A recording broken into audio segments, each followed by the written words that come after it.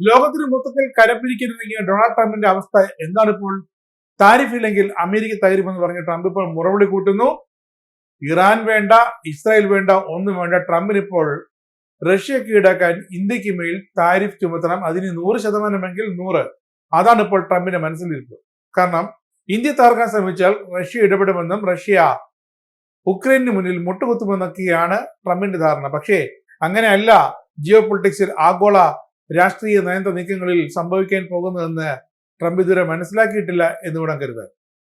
India, China, Russia അച്ചുതണ്ട് അത് എത്രത്തോളം ശക്തമാകും, എത്രത്തോളം ചെന്ന് കൊള്ളുമെന്ന് ട്രംപ് അറിയാനിരിക്കുന്നതേ ഉള്ളൂ.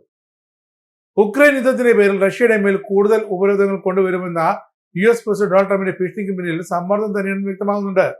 താൻ മധ്യസ്ഥത വഹിച്ചിട്ടും യുക്രൈനു മേൽ റഷ്യയുടെ ആക്രമണ മനോഭാവം മാറുന്നില്ല, ഒരു സമാധാന കരാറിലേക്ക് റഷ്യ വന്നെത്തുന്നില്ല എന്നിടത്തു നിന്നാണ് ട്രംപിന്റെ ഈ ഇന്ത്യ വിരുദ്ധ, റഷ്യ വിരുദ്ധ അരിശം തുടങ്ങുന്നത്.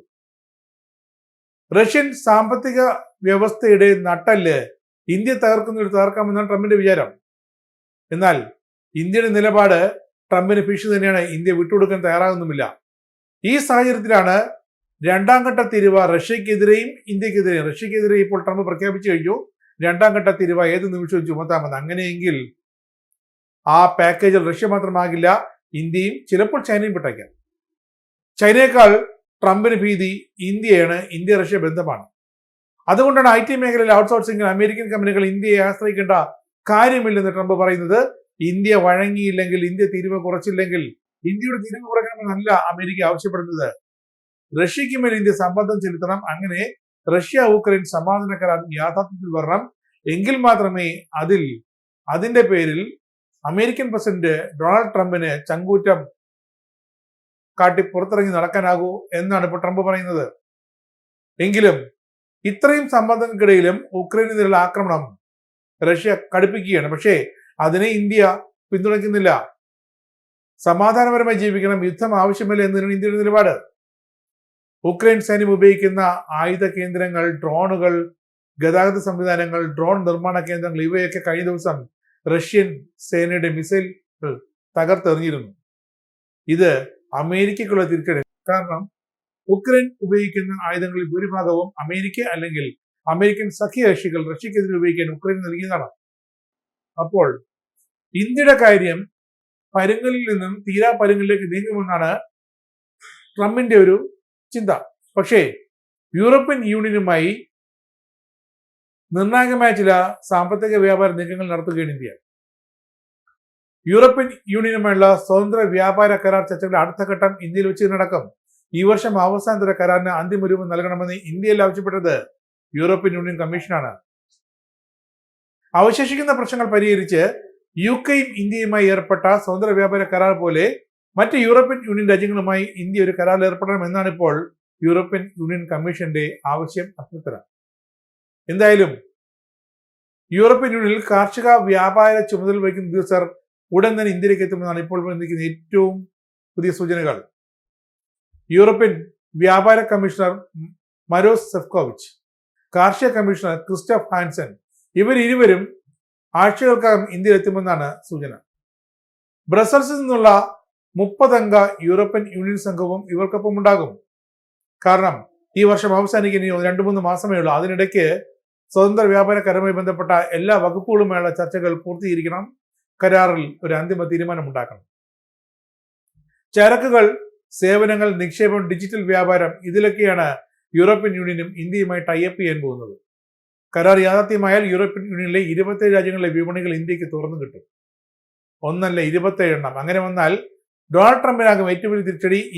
ഡൊണാൾഡ് ട്രംപും അമേരിക്കയും ഇന്ത്യക്ക് വരുത്തി വയ്ക്കുന്ന സാമ്പത്തിക മാന്ദ്യം ഇന്ത്യ 27 രാജ്യങ്ങളിലൂടെ പൂർത്തീകരിക്കുമെന്നാണ്, അത് മറികടക്കുമെന്നാണ് ഇപ്പോഴത്തെ വിലയിരുത്തൽ. പിന്നെ ഇന്ത്യ ഉൾപ്പെടെ റഷ്യയിൽ നിന്ന് എണ്ണ വാങ്ങുന്ന രാഷ്ട്രങ്ങൾക്ക് മേൽ അധിക തീരുവയാണ് ട്രംപിന്റെ അടുത്ത ചിന്ത. ഇത് മനസ്സിലാക്കിയാണ് ഇന്ത്യയുടെ യൂറോപ്യൻ യൂണിയനുമുള്ള പുതിയ നീക്കം. റഷ്യക്കെതിരായ കൂടുതൽ ഉപരോധങ്ങൾ വഴി ഉക്രൈൻ വിഷയത്തിൽ പുടിനെ ചർച്ചയ്ക്ക് നയിക്കാമെന്ന ട്രംപിന്റെ വ്യാമോഹം ഇതോടെ തകരും. കാരണം യൂറോപ്യൻ യൂണിയനെ ട്രംപിനെതിരെ തിരിക്കാനും ഇന്ത്യക്ക് മണിക്കൂറുകളിൽ നീണ്ട ചർച്ചകൾ മാത്രം മതിയാകും.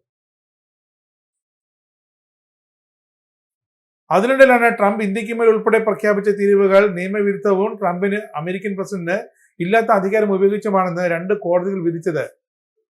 ഒക്ടോബർ 14 വരെ സുപ്രീം കോടതിയിൽ അപ്പീൽ നൽകാൻ ട്രംപിന് ഈ കോടതികൾ അവസരം നൽകിയിട്ടുണ്ട്. കോടതിയിൽ തോറ്റാൽ ട്രംപിന്റെ പ്ലാൻ ബി വന്നേക്കും. നിലവിൽ 50% തീരുവയാണ് ട്രംപ് വിവിധ രാജ്യങ്ങൾക്ക് ചുമത്തിയത്. അതിൽ അമേരിക്കയുമായി വ്യാപാര കരാർ ഒപ്പുവെച്ച രാജ്യങ്ങൾക്കുള്ള ഇളവുകൾ കഴിഞ്ഞ ദിവസമാണ് പുറത്തു വന്നത്. ട്രംപ് എക്സിക്യൂട്ടീവ് ഉത്തരവിൽ ഒപ്പുവെക്കുകയും ചെയ്തിരുന്നു. അങ്ങനെയാണെങ്കിൽ ഈ 50% ട്രംപ് പൊടുന്നതിനെ പ്ലാൻ ബി പ്രകാരം 15%-ലേക്ക് അല്ലെങ്കിൽ 10%-ലേക്ക് കുറയ്ക്കും. കാരണം യൂറോപ്യൻ യൂണിയനും ഇപ്പോൾ ട്രംപ് നൽകിയിരിക്കുന്ന ബ്രിട്ടൻ അടക്കമുള്ള യൂറോപ്യൻ പുറത്തുള്ള ബ്രിട്ടനും യൂറോപ്യൻ യൂണിയനും ട്രംപ് നൽകിയിരിക്കുന്ന ആ ഇളവ് 15 മുതൽ 20% വരെയാണ്. അങ്ങനെയാണെങ്കിൽ വ്യാപാര കരാർ ഒപ്പുവെച്ച UK-യുമായുള്ള ബന്ധം ഇന്ത്യ തുടരുക തന്നെ ചെയ്യുമെന്ന് അമേരിക്കയ്ക്ക് ഉറപ്പാണ്. ഈ ഒരു ഘട്ടത്തിലാണ് അമേരിക്ക ഇന്ത്യ അടക്കം റഷ്യയെ സഹായിക്കുന്ന രാജ്യങ്ങൾക്ക് 50% തീരുവയുമായി മുന്നോട്ട് പോയാൽ അത് ബാധിക്കുക അമേരിക്കയെ തന്നെയാകുമെന്ന് ട്രംപിന് വളരെ വ്യക്തമായിരിക്കുന്നത്. അതുകൊണ്ട് തന്നെയാണ് പ്ലാൻ ബി എടുത്ത് പ്രയോഗിച്ച് ഈ അധിക താരിഫ് ഒരു 15% കുറയ്ക്കാൻ ട്രംപ് ശ്രമിക്കുന്നത്.